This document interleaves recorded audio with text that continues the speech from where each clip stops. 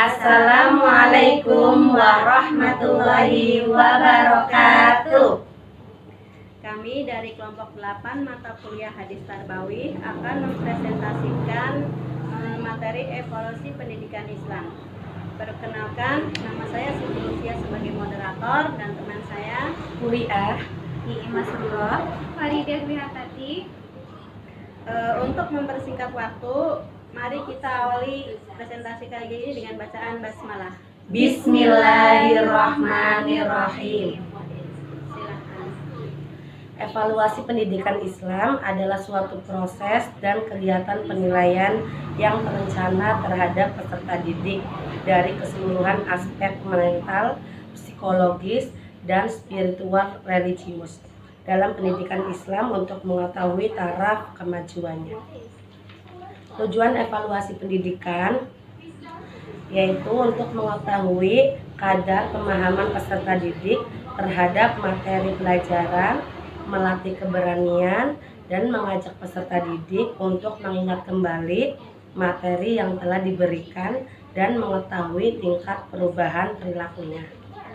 Fungsi dan kegunaan evaluasi pendidikan Islam yaitu untuk mengetahui peserta didik yang terpandai dan terkurang di kelasnya, untuk mengetahui apakah bahan yang telah diajarkan sudah dimiliki peserta didik atau belum, untuk mendorong persaingan yang sehat antara sesama peserta didik, untuk mengetahui kemajuan dan perkembangan peserta didik setelah mengalami pendidikan dan pengajaran, untuk mengetahui tepat dan tidaknya guru memilih bahan, metode, dan berbagai penyesuaian dalam kelas. Yang terakhir yaitu sebagai laporan terhadap orang tua peserta didik dalam bentuk rapot, ijazah, piagam, dan sebagainya. Prinsip-prinsip evaluasi pendidikan Islam.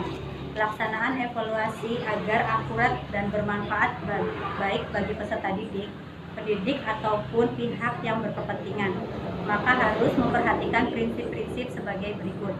1. Valid. 2. Berorientasi kepada kompetensi. 3. Berkelanjutan atau berkesinambungan. 4. Menyeluruh. Dan 5. Bermakna.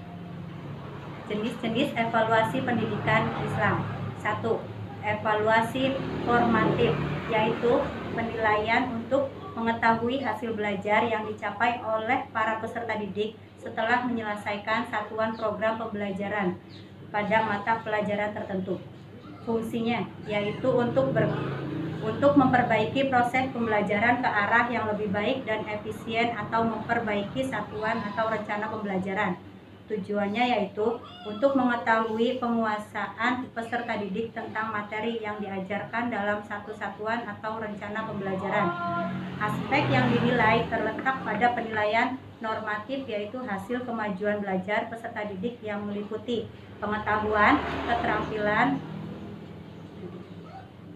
keterampilan dan sikap terhadap materi yang disajikan. Waktu pelaksanaan akhir kegiatan pembelajaran dalam satu satuan atau rencana pembelajaran. 2. Evaluasi sumatif, yaitu evaluasi yang dilakukan terhadap hasil belajar peserta didik setelah mengikuti pelajaran dalam satu semester atau akhir tahun untuk menentukan jenjang berikutnya.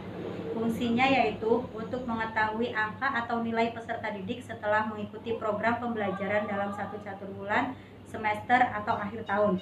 Tujuannya untuk mengetahui hasil belajar yang dicapai oleh peserta didik setelah mengikuti program pembelajaran dalam satu bulan, semester, atau akhir tahun pada setiap mata pelajaran. Aspek-aspek yang dinilai yaitu kemajuan hasil belajar meliputi pengetahuan, keterampilan, sikap, dan penguasaan peserta didik tentang mata pelajaran yang diberikan. Waktu pelaksanaannya yaitu setelah selesai mengikuti program pembelajaran selama satu bulan, semester, atau akhir tahun pembelajaran pada setiap mata pelajaran. 3. Evaluasi diagnostik, yaitu evaluasi yang dilakukan terhadap hasil penganalisaan tentang keadaan belajar peserta didik, baik merupakan kesulitan-kesulitan maupun hambatan-hambatan yang ditemui dalam situasi belajar mengajar. Fungsinya yaitu untuk mengetahui masalah-masalah yang diderita oleh atau mengganggu peserta didik, sehingga peserta didik mengalami kesulitan. hambatan atau gangguan ketika mengikuti program pembelajaran dalam satu mata pelajaran tertentu, sehingga kesulitan peserta didik tersebut dapat diusahakan pemecahannya. Tujuannya yaitu untuk membantu kesulitan atau mengetahui hambatan yang dialami peserta didik waktu mengikuti kegiatan pembelajaran pada satu mata pelajaran tertentu atau keseluruhan program pembelajaran. Aspek-aspek yang dinilai meliputi hasil belajar, latar belakang kehidupannya, serta semua aspek yang berkaitan dengan kegiatan pembelajaran. Waktu pelaksanaannya disesuaikan dengan keperluan pembinaan dari suatu lembaga pendidikan dalam rangka meningkatkan mutu pendidikan para peserta didiknya.